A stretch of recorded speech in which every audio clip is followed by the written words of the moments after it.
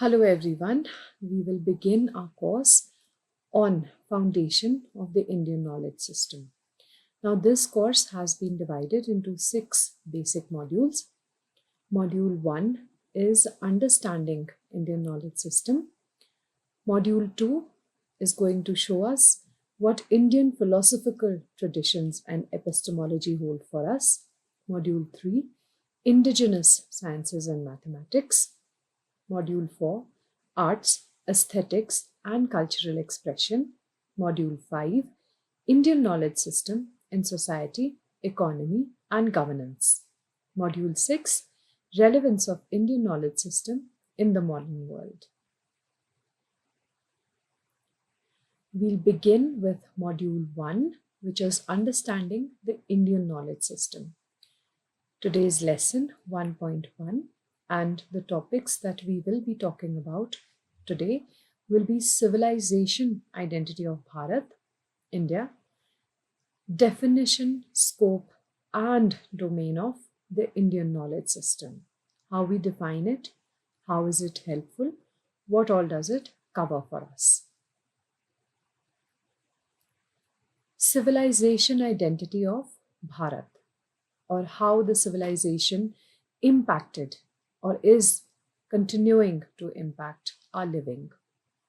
The Indian knowledge system, IKS, define Bharat's civilization identity as a deeply rooted, continuous and holistic tradition that has evolved over millennia, encompassing a vast and diverse body of knowledge, philosophy, science, arts and spiritual practices. So pretty much everything that we are living with. It emphasizes the interconnectedness of all aspects of life: mind, body, spirit, nature, and society. Everything that we are living with, everything that is in us is encompassed here. So let's look into some of the key aspects of Bharat's civilization identity through the lens of the Indian knowledge system. Ancient roots and continuity. How the ancient roots still help us to develop further. IKS, or the Indian knowledge system, recognizes Bharat's identity as stemming from ancient roots, dating back to the Indus Valley civilization and the Vedic period. Now, Indus Valley civilization is the oldest recorded civilization in history. How important it was, we all know. There are so many movies which depict the Indus Valley civilization and all that it carried, be it art, be it architecture, be it dance, be it trading, anything.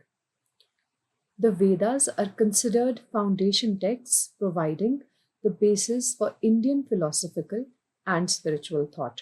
So the Vedas also have been recorded. The Vedas form the basic of everything that we refer to.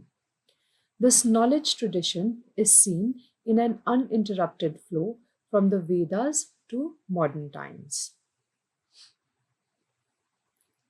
Holistic and integrative approach. How does it all come together to help us? A defining characteristic of Indian knowledge system is its holistic perspective. It doesn't compartmentalize knowledge, but integrates various disciplines, which include the following that we will talk about. Now, it doesn't talk about anything individually. Why? Because individual things are not a force to reckon with. When things put together become more forceful, become more effective. So the very first is philosophy and spirituality, emphasizing concepts like dharma, righteousness and duty. Both go very well together and always continuous. It was there in olden times, it is now also. Karma, action, we live with it every day. How we do it, what we do. Moksha, liberation. All of us look for some freedom. All of us want to be free at point in time. So it talks about moksha and liberation in our lives, and the pursuit of truth through various philosophical schools. Darshana, like Vedanta, Nyaya, Yoga, the concept of Vasudeva Kutumbakam, the whole world is one family, is the thought of Vasudeva Kutumbakam. It reflects the interconnectedness. So we need to talk about holism, holistic approach, be it us, be it our families, be it everything that is around us, the society. Sciences and mathematics were there then and are now also. Significant contributions in fields like astronomy, mathematics, example, the concept of zero and the decimal system, which is very important. It was developed then and we are still continuing to use it. Medicine, Ayurveda, the roots were already there, but it is now that we have more rigorously started to follow it. Why? Because it's its natural way of medicine. Metallurgy, engineering, Sthapatya Veda, and logic. Arts and culture. Rich traditions in music, Gandharv Veda, dance, literature, including epics like Ramayana and Mahabharata. Ramayana and Mahabharata, we have been reading, been watching, so all ancient. Architecture and other forms of artistic expression. Governance and ethics. Principles of governance and laws as seen in texts like Kautilya's Arthashastra, emphasizing ethical conduct and societal well-being. So in the Arthashastra, Kautilya in Chandragupta's time was a courtier, and he made and formulated this so that the kingdom could do well and the kingdom could progress. Emphasis on experiential wisdom, anubhava. Whatever we experience, we take that as a learning. Whatever we experience becomes a better way of learning. IKS is not merely theoretical, but is deeply rooted in experiential wisdom and practical application. Knowledge is meant to lead to shiksha, refinement, and contribute to ethical living and well-being. All of us, when we get educated, there's so much of refinement that comes into our perspectives. Our ways of living are refined, our ways of thinking are refined. Diversity with unity.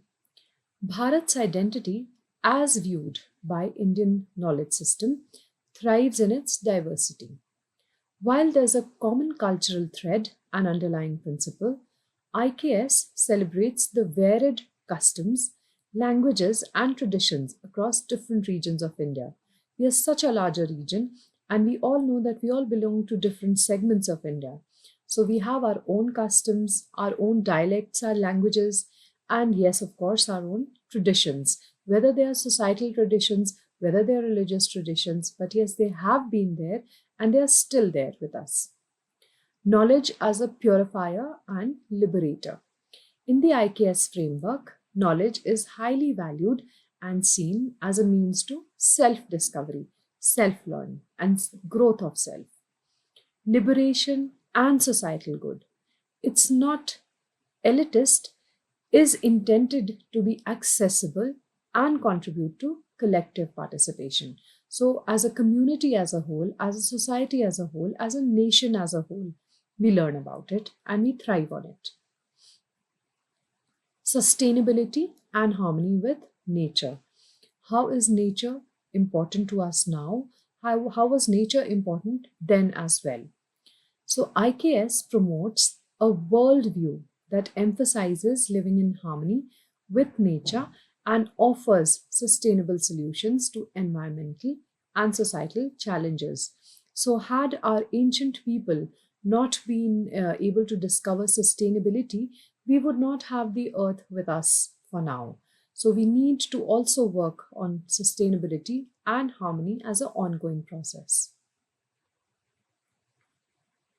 So in essence, if we combine everything and we just take out the gist, let's see what it talks to us. The IKS perspective on Bharat civilization identity is one of a vibrant, very happening, resilient, firmness, and profound civilization that has consistently sought a balanced approach. Integrating science with spirituality goes hand in hand.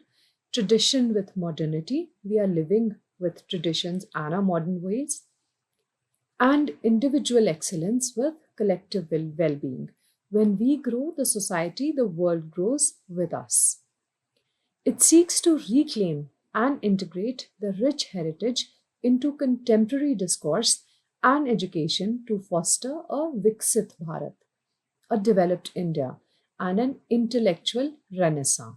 So, don't we all want to be in a country which is developed? We all do. So, we need to work towards it, continue to work towards it. Definition, scope, and domain of IKS. Definition of IKS. IKS is a comprehensive term encompassing the collective intellectual heritage, the scientific discoveries, philosophical insights, artistic expressions, social practices, and ethical frameworks that originated and flourished in India. So, all these have just not been developed now. They have been there and they have been the foundation to what has been developed so far.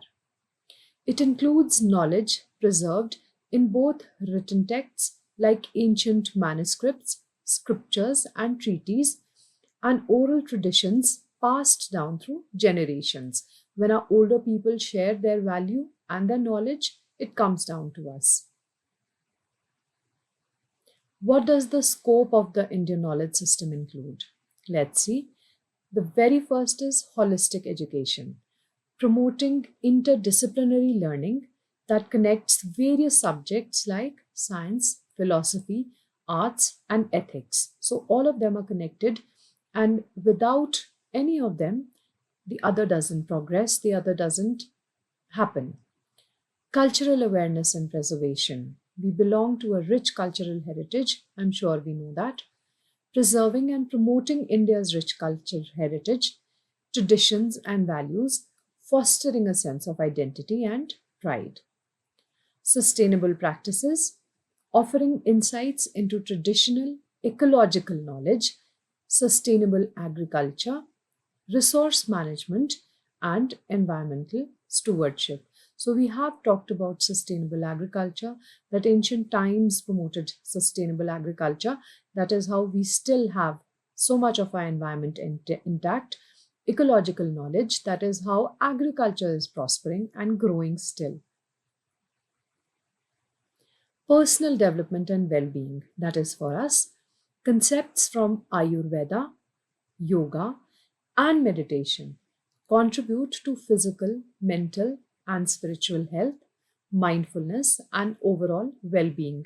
Helps us to live well, to be well. Problem solving and innovation, providing traditional approaches to problem solving and inspiring innovative solutions to modern challenges based on ancient principles.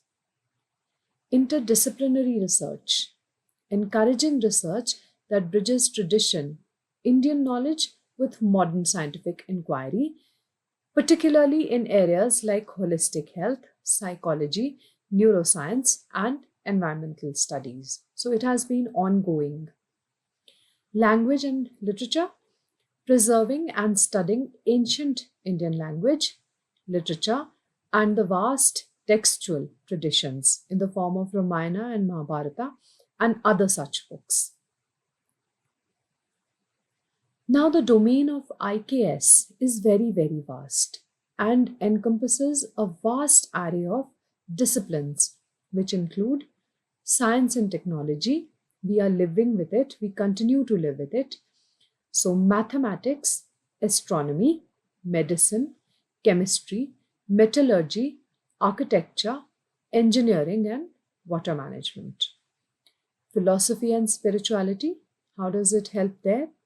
The Vedas, Upanishads, Bhagavad Gitas are like references we can go to.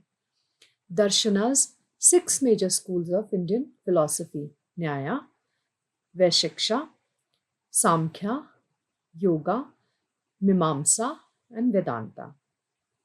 Yoga and meditation, ethical frameworks, righteous conduct, action and its consequences, liberation and aims of human life, how we want to live. Arts and culture, we continue to live with arts and culture, with literature, music, dance, painting and sculpture, performing arts. So, all our music basically has a very ancient base. All our dance forms have an ancient base. Painting and sculpture, we all talk about Madhubani paintings these days. They're very, very prized and very important, all dating back to ancient India. Social sciences and governance also forms a very important aspect.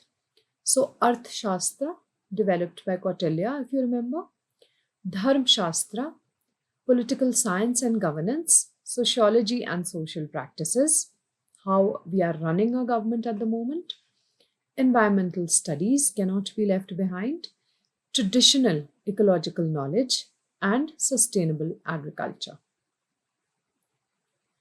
With that, we finish lesson 1.1.